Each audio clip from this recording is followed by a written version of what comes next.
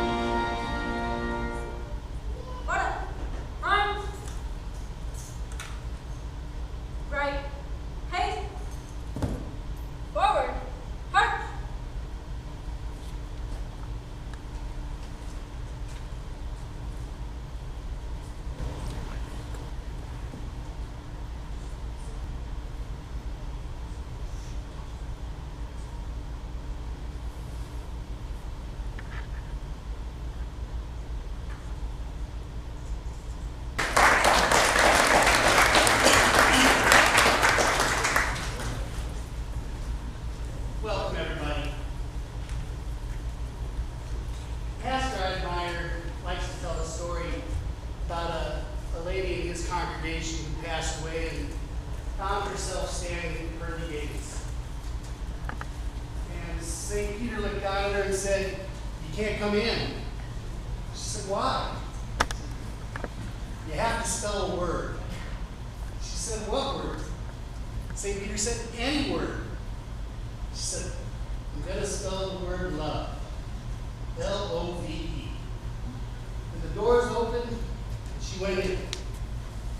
About that time, St. Peter said, "Hey, I'd like a break. You think you can take over for a little while?" She said, "I don't know." He says, "It's easy. Just follow the same procedure I did." She said, "Okay." Lo and behold, the next person in line was her ex-husband. She said, "What are you doing here?" He said, "I had a heart attack. I died. I made it to heaven." She said, "Not yet. First, you have to spell a word." He said, "What word?" And after a long pause, she said, "Czechoslovakia." Work with me here. Folks, welcome. Tonight we are truly among aviators.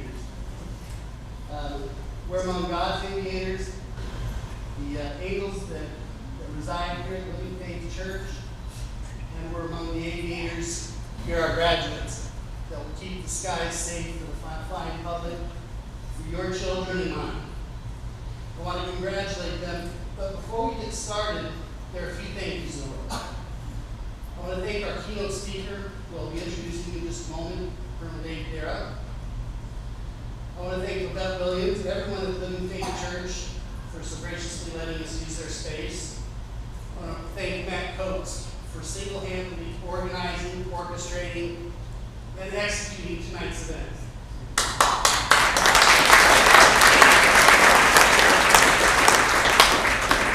I want to thank the folks from the Chantilly Academy Air Force JROTC.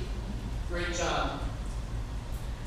And I want to thank the staff and faculty, especially the faculty, without whose dedication, many of our students would not be here tonight. Most importantly, I want to thank the family and friends of our graduates. Without your love and support and dedication, I know a lot of people would not be here. It gets a little warmer up on the stage, I noticed. About a year ago, I was in the airport in Dallas, and I was changing planes, going from one gate to another, and I heard my name being hollered out across the airport.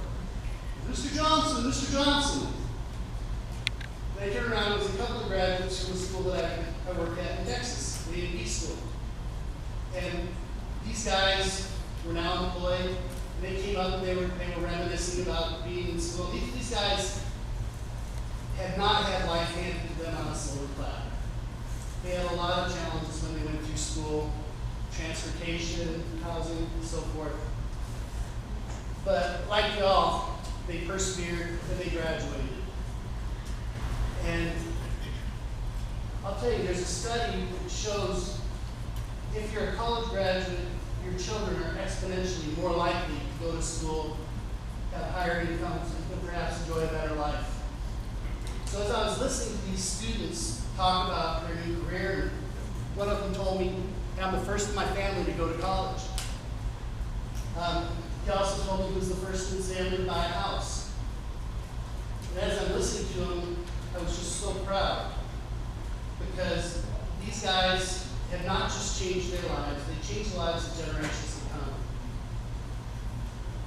Graduates, everyone in here feels that way about you. We're so proud of you. You've not just changed your lives, you've changed the lives of generations to come. So congratulations.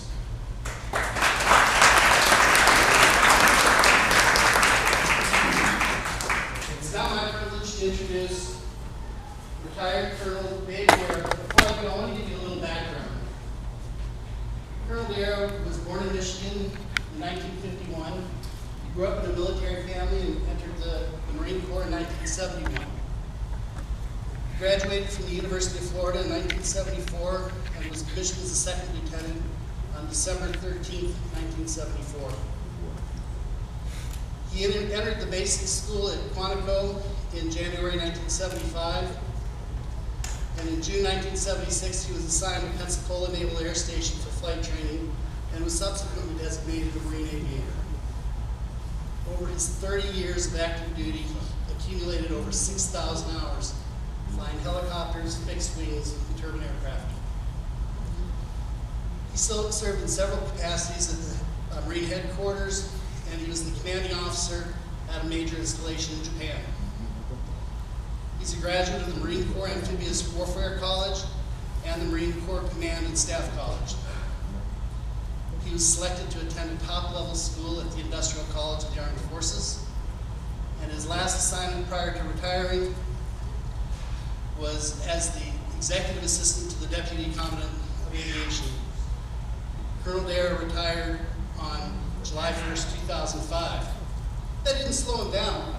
Between 2005 and 2011, he worked for various defense contractors, and in 2012, he accepted a position with the Fauquier County government as a department head and the Airport Enterprise Director. He married former Christy Ellickson of Orlando, and they have 3 grown sons, 7 grandsons, and a granddaughter. Ladies and gentlemen, it is truly my privilege and honor to introduce Colonel Darrow, a true American hero.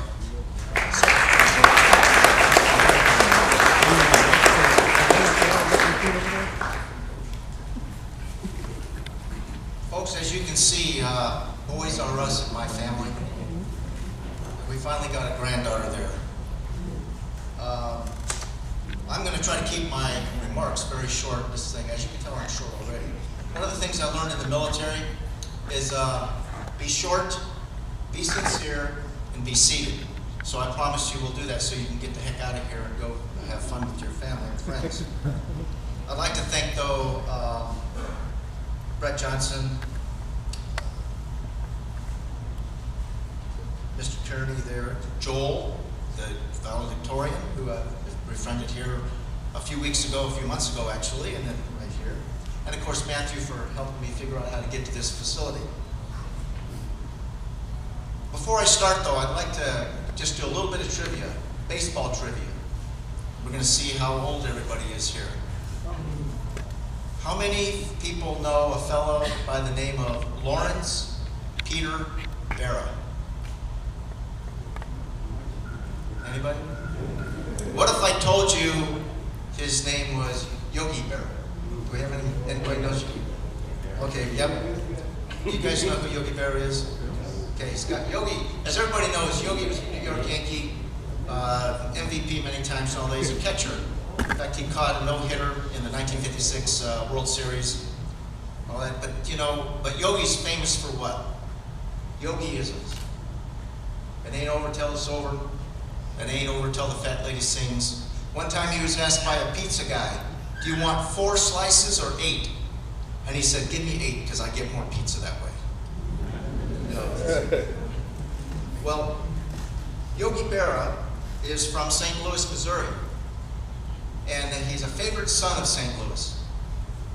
And he actually grew up across the street from another famous baseball player named Joe Garagiola. And they both are catchers, by the way.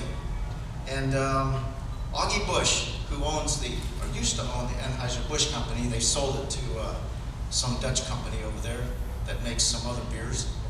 But Augie Busch wanted to take some time to show the appreciation of St. Louis to Yogi Berra, because after all, he won 5 or 6 rings, you know, as the world champs and all that. And so they had, believe it or not, Yogi Berra Day at the St. Louis baseball stadium.